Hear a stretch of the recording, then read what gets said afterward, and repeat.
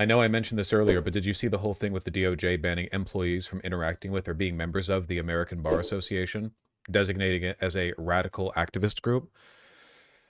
No, I didn't see that. I didn't see that the American Bar Association was a radical activist group. That one is new to me. The American Bar Association. The ABA sparked the ire of the Trump administration when it joined the legal challenge against Trump's executive order decimating foreign aid. The organization has also been criticized by Justice Department leaders for its effort to promote diversity in accrediting law schools. The bar, like the thing that affirms law licenses. Well, this is an association, not like a legal mandate, but it's also like the legal group. The Bar Association is like the group of lawyers. So declaring them an activist group and saying that you're no longer allowed to work with them in any form, you know. This is the thing that dictates the exams the lawyers have to pass. Yeah, I don't really know how much of that varies state by state. I don't know. I'm not a lawyer. I mean, that you need to pass their test to work in some states. I don't know what exactly led to that being the case. The point to take from this, apart from my shocking lack of knowledge about the American Bar Association, is that the American Bar Association is very large and important. I guess they think they don't have to work with them because they've been getting pro bono work from these legal firms that that Trump threatened with executive orders. Damn. What do you even do with this? Oh, we need audio for audio. Firms and says one has agreed. We begin tonight with the administration's two-front legal campaign, not to defend itself, but to lessen the reasons it has to. The president has issued executive orders targeting law firms and says one has agreed to his terms. Two others. They're trying to actually remove the requirement to be a member of the bar. Basically, the bar is a union. It collects dues, etc. That makes sense. Lawyers and doctors are both like a specific kind of profession in the sense that you can't be like there are professions where you can't practice as one unless you have certain kinds of certification, right? Like you can be I don't know, there are all kinds of jobs. I mean, you can just say you are one, but there are legal barriers around certain types of professions. You can't just hire a person as a lawyer who has no right to practice as one. They want loyalists? Yeah, but like there are plenty of loyalists who are already accredited lawyers. Are they really so low on Trump loyalist lawyers that they need to like eradicate the certification process for getting a lawyer? That's crazy. Doesn't the ABA have professional ethical standards too? Well, I mean, those aren't a thing anymore. Also, you're woke. Are fighting the orders. The Attorney General and Speaker of the House have mused about ways to minimize or remove judges who have ruled against the administration. Justice correspondent Scott McFarland joins me now to work through all of this. Scott, let's start with the executive orders. What do they do?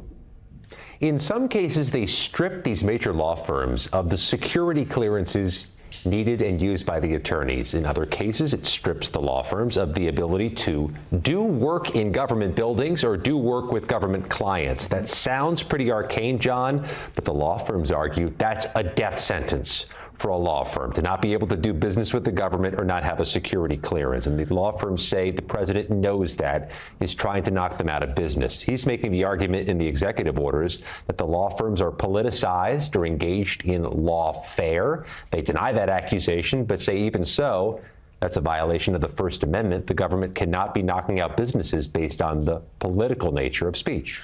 It's so cool how over it all is, you know? The Justice Department on Wednesday barred its lawyers from attending any American Bar Association events, escalating the Trump administration's battle with the legal profession over who lawyers should take on as clients.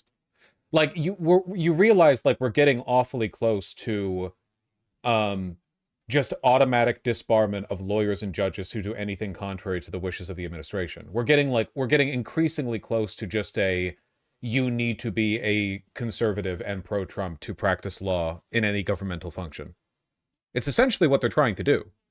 They're fighting the Bar Association. Yeah, it's just like, it's crazy how in any previous era of American history, people would say, well, that's suicide. You can't take on the Bar Association. Think of all the laws you'd have to break in order to do this. Think on, like, it's crazy. You're taking on, like, lawyers as a class of people. You can't do that. And it turns out you actually can really easily. You just need to be backed by the wealthy. That's it. Literally everything falls apart like a house of cards if you just have money behind you. That's it. Totally, completely antithetical to democracy. It's caustic to democracy. It's not possible. Capital acquisition just invalidates every other system.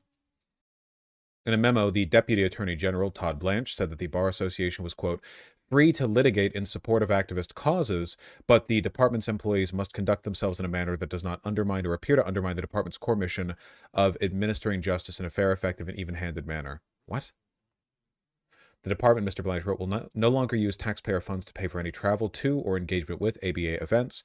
Any department employees who work in policy-related positions also may not speak, attend, or otherwise participate in the association's events in their official capacity. The memo continued, adding that those employees may not hold positions in the association or renew their memberships. Assuming a base Dem wins next election, would you approve of them purging all of Trump's appointed judges? Not necessarily relevant to what we're talking about, but yeah, for sure. Like, obviously, right? Like when the Nazi regime fell, I think you could reasonably extrapolate like, oh, maybe we should take a look at all these people directly appointed by Hitler. But yeah, you want reconstruction. Have like a mass investigation on like the character of their person and of the character of their rulings, and if they're found to be fucking lunatics, then yeah, they should be ousted. I mean, the alternative to that is if this regime falls, whoever takes over next is permanently a lame duck president because Trump has put loyalists in every position everywhere. All of these state like election administration, you know, all the people who run like the local elections, all the people who run like the local governance, the judicial positions, like at every level, like, oh no, you can't do anything anymore actually because you're every system has been like completely taken over. Now they're trying it in Israel. Yeah, Israel's pretty far down the authoritarian pipeline as well. Yeesh. Israel's the prototype for here. In a lot of ways, yeah, I would say so. What am I looking at the front page of AP News?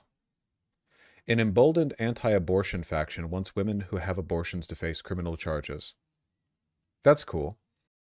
A split within the anti-abortion movement. What are we talking about here, man? Experts say the abortion abolitionist movement, once considered fringe, is growing and getting louder, empowered by recent victories for abortion opponents. Yeah, obviously. All anti-abortion politics is rooted in the total abortion abolition. There is no real movement for turning it back to the states. The only people who like push for anti-choice as a political movement want it abolished altogether. There's no middle ground on this. No one thinks otherwise. Yeah, it's the Lee Atwater strategy. You just keep it going. You know, first you push for it on a state level, and then you try to get it done across the board. You arrest women who have had abortions or even miscarriages. Many of the anti-abortion activists are unhinged. Oh, God, yes. They've been like that for decades. Fucking firebombing Planned Parenthoods or whatever. Sending death threats to doctors. Nearly 8 in 10 Americans opposed laws making it a crime for women to get abortions. For a crime for women who get abortions that would result in either fines or prison time, according to a KFF poll conducted in September 2022, a few months after the Roe ruling. I have a feeling that's probably a smaller proportion now. Probably fewer Americans now oppose this because the right's getting more extreme. You give them an inch, they'll take a mile. I know I haven't really been reading the article out loud, certainly, but the framing of this article is that this is an anti-abortion activist, and she's bitching that she gets a lot of hate from even more militant anti-abortion activists. Look at the final quote in this article. If you want more pro-abortion Democrats to win future elections, then keep talking about putting women in jail by all means, Hawkins said. When the fucking leopards eating my face party eats my face. I like how the article is painting her as, like, sympathetic, too. Like, oh, no. I'm just a moderate anti-abortion protester holding, you know, protests at Capitol Hill to defund Planned Parenthood and big abortion. You know, I'm not like those crazy hate mongerers who share all of my opinions, except they're mean to me because I don't go far enough or whatever.